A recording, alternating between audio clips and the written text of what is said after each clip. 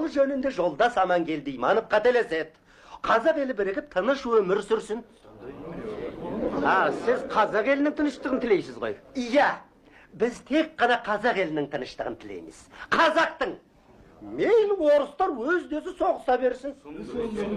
Ендеше орыстармен неге келіссөз жүргізіп жүрсіңдер? Қайдағы келіссөз? Қалчак берші! Отырып! Қап-қызыл жала! Айтып берсінші Қалеки. Жаптым жала жақтым ге бұл. Большевиктерге қызмет етеміз дегендері қайда? Шындыққа құлақ асқылары келді. Торғай советіне қызмет етеміз дегенбіз. Әлде қайдағы орыс большевиктер үшін біздіңдегі қимамыз құшиды. Майданда большевиктер жеңіске жетсе, ол біздің қазақтың жеңісі. Большевиктер жеңілсе, қазақтың да жеңілгені.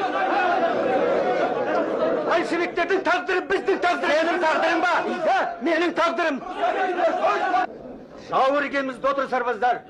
Олар біздің жігімізді бұзып, совет көтуге тырысады. Қалчакты бастап келе жатқанда солар. Алашордашылар арамыз ретке салып жүрсіңдер. Еңбекшілер достығын, орыс пен қазақ достығын бұзып тас талқан етті.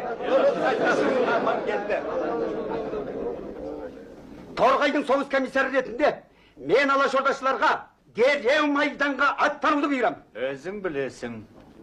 Тауды құметем, жусанды жүнетем десе де бір құдайдың еркі ғой. Құдай деп жүріп бісміллаға телен келмес. Серік. О не батыр? Дереу Жагорға шап, күн түндемей тез жетті.